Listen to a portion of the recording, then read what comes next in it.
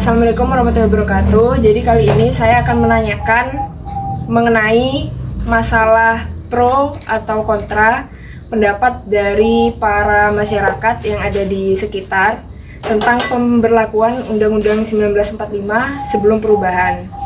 Jadi menurut Ibu memilih pro atau kontra terhadap Undang-Undang 1945 sebelum perubahan? Pro. Enakan zaman Pak Soeharto dulu.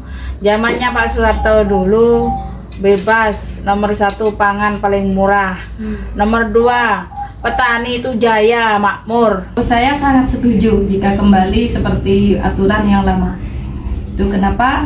Karena masyarakat itu ya tentram, tidak ada gejolak-gejolak ini itu.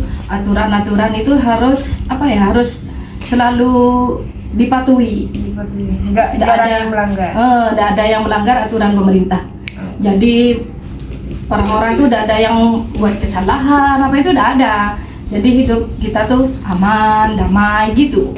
Saya pro karena pemerintahannya enak, ekonominya juga murah, tidak ada demo, aman, terus bahan pangan murah. Assalamualaikum warahmatullahi wabarakatuh. Di sini saya akan menanyakan responden kita mengenai pro atau kontra pemberlakuan kembali UUD 1945 ke masa sebelum perubahan. Jadi menurut pendapat saya ini lebih setuju pro atau kontra? Kalau saya pribadi sih pro, karena negara ini juga butuh, pada saat ini juga butuh gitu, negara yang tenang dan terkontrol oleh pemerintah. Terima kasih. Semua kebijakan itu pasti ada yang pro dan kontra.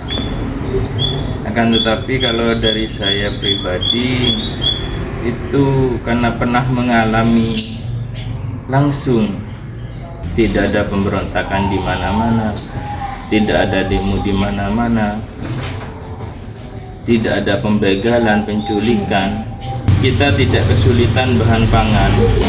Kalau menurut saya sendiri, saya lebih memilih untuk kontra karena pemilihan presiden itu sangat penting dari suara rakyat, karena presiden juga bekerja sesuai dengan apa kemauan dan arah dari rakyat. Jadi suara rakyat itu sangat diperlukan dan sangat penting untuk pemilihan presiden. Memilih kontra karena jika Undang-Undang Dasar 1945 diberlakukan kembali, Presiden memiliki kekuasaan besar yang akan menimbulkan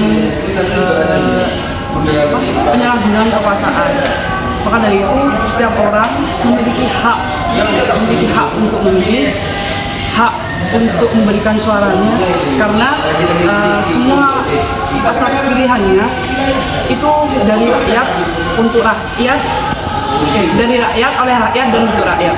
Kontra karena agar lebih mengurangi penyalahgunaan kekuasaan yang pertama, terus yang kedua nepotisme, memberi kesempatan buat rakyat agar memilih calon-calon yang lebih berwawasan, terus lebih berpengetahuan. Peraturan kan ya, peraturan sebelumnya itu direalisasikan di zaman sekarang tuh nggak relevan banget ya, nggak sejalan banget, karena kalau menurutku yang sekarang ini pas banget gitu loh, karena kayak ada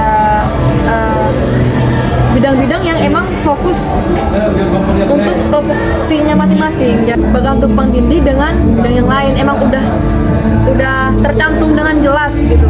Dan juga kalau peraturan yang dulu itu kan mengenai pengangkatan presiden kan itu kan diusung kan ya, bukan melalui pemilu. Nah, jadi kayak kurang sesuai, karena juga presiden kan diangkat itu semua hal-hal yang berbau politik itu sebenarnya mengenai ini prinsip negara yang dimana dari rakyat, oleh rakyat, dan untuk rakyat. Nah itu loh, jadi meskipun Gen Z ini dari luarnya terlihat acuh-gacuh dengan pemerintahan, dengan dunia politik, tapi sebenarnya mereka tuh ngikutin gitu loh. Kalau saya memilih kontra ya, karena dengan kembalinya UUD 1945